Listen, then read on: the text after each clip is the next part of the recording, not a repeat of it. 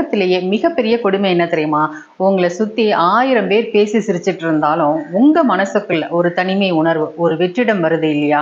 அதுதான். வீட்ல ஆளுங்க இருப்பாங்க. 100 பேரோட பேராவது உங்களோட மொபைல் போன்ல ஃப்ரெண்ட்ஸ் லிஸ்ட்ல இருக்கும். ஆனா உங்க மனசு மட்டும் எனக்குன்னு யாருமே இல்லையே அப்படின்னு சொல்லி அழும். இந்த வலியை நீங்க உணர்ந்திருக்கீங்களா? அந்த ஒரு நொடி மனசுக்குள்ள எக்ஸ்பிளைனே பண்ண முடியாத அளவுக்கு ஒரு பாரமும் ஒரு மிகப்பெரிய மன அழுத்தமும் உண்டாகும். எதுக்குடா இந்த வாழ்க்கை அப்படின்னு கூட தோணும்.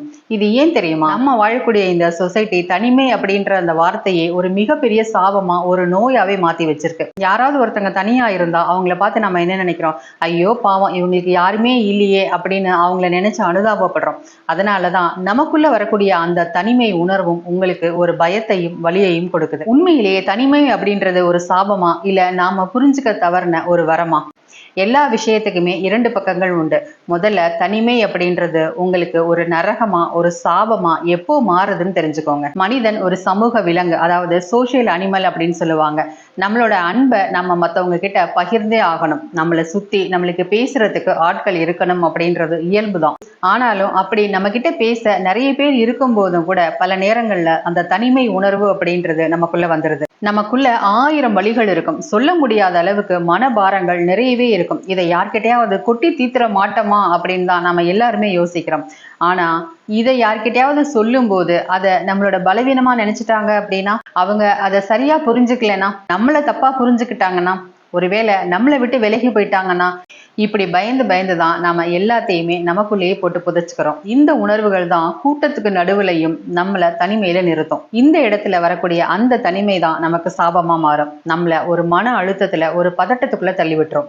இந்த தனிமைக்கு பயந்துதான் நிறைய பேர் என்ன பண்றாங்க அப்படின்னா, அந்த அமைதியை தாங்கிக்க முடியாம தேவையில்லாத ஒரு நட்போ இல்ல தேவையில்லாத ஒரு பழக்கத்துக்கோ அடிமையாயிடுறாங்க. ஆனா கொஞ்சம் யோசிச்சு பாருங்க, தனிமைக்கு இன்னொரு அழகான பக்கம் இருக்கு. ஆங்கிலத்துல 2 வார்த்தைகள் உண்டு. லோன்லினஸ், எனக்கு யாருமே இல்லை அப்படின்ற ஒரு ஏக்கம். இன்னொன்னு சாலிட்யூட், நான் என்னோடு இருக்கிறேன் அப்படின்ற ஆனந்தம். தனிமை வரமா மாறக்கூடிய இடம் எது தெரியுமா? உலகத்தோட இந்த போலியான சத்தங்கள் எல்லாமே அடங்கி உங்க மனசு உங்ககிட்ட உண்மையை பேச தொடங்கும்ல, அதுதான். அந்த அமைதியான தனிமையில உங்க மனசு உங்ககிட்ட சில கேள்விகள் கேட்கும்.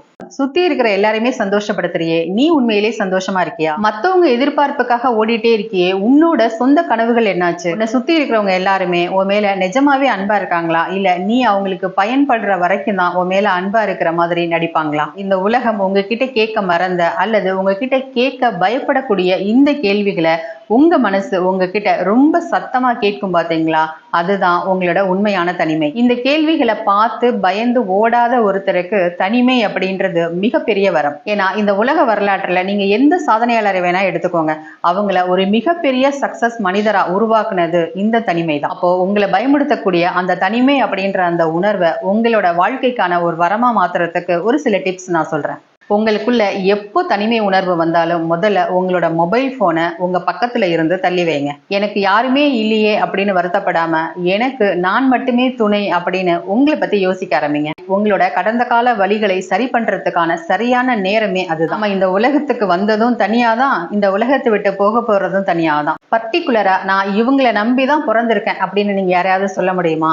சோ இந்த ஒரு விஷயத்த நீங்க எப்பவுமே மறக்காதீங்க. மத்தவங்க கூட டேட்டிங் போகணும்னு ஆசைப்படுற நம்ம கூடயே நம்ம நேரத்தை செலவு பண்ணிருக்கோமா? நீங்க தனியா இருக்கும்போது உங்களுக்கு பிடிச்ச மாதிரி ஒரு டீயை போட்டு குடிங்க, உங்களுக்கு பிடிச்ச ஒரு புத்தகத்தை படிங்க, உங்களுக்கு பிடிச்ச ஒரு பாடலை கேளுங்க. எந்த சத்தமுமே இல்லாம அமைதியா ஒரு இடத்துல உட்காருங்க. உங்க மனசு ரொம்ப ரிலாக்ஸ் ஆகும், சுதந்திரமா ஃபீல் பண்ணுவீங்க. ட்ரை பண்ணி பாருங்க.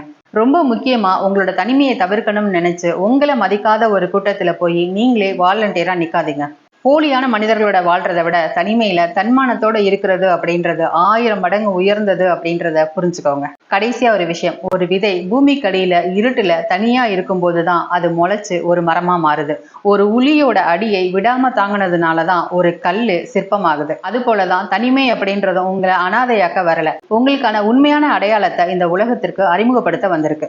அதனால இன்னைக்கு நைட்டு நீங்க தூங்குறதுக்கு முன்னாடி உங்க மொபைல் போனை தள்ளி வச்சுட்டு நீங்க தனியா உங்க மனசு கூட ஒரு 5 நிமிஷம் பேசி பாருங்க. நீங்க யாரு அப்படின்றத உங்க மனசு உங்களுக்கு சொல்லும். உங்க மனசோட நீங்க பேசும்போது மட்டும்தான் உங்களோட இந்த வாழ்க்கை அப்படின்றது உண்மையிலேயே அர்த்தமுள்ளதாக மாறும். இந்த வீடியோ உங்களை யோசிக்க வச்சிருந்தது அப்படின்னா, உங்க வாழ்க்கையில நீங்க உணர்ந்த தனிமை என்ன அப்படின்றத என் கூட பகிர்ந்துக்கோங்க. தனிமையை நினைச்சு பயப்படக்கூடிய உங்க நண்பர்களுக்கு இதை ஷேர் பண்ணுங்க. மறக்காம லைக் பண்ணி மனதோடு நாம் சேனலை சப்ஸ்கிரைப் பண்ணி என்னோடு இணைந்திருங்க. நாம் தொடர்ந்து பேசுவோம்.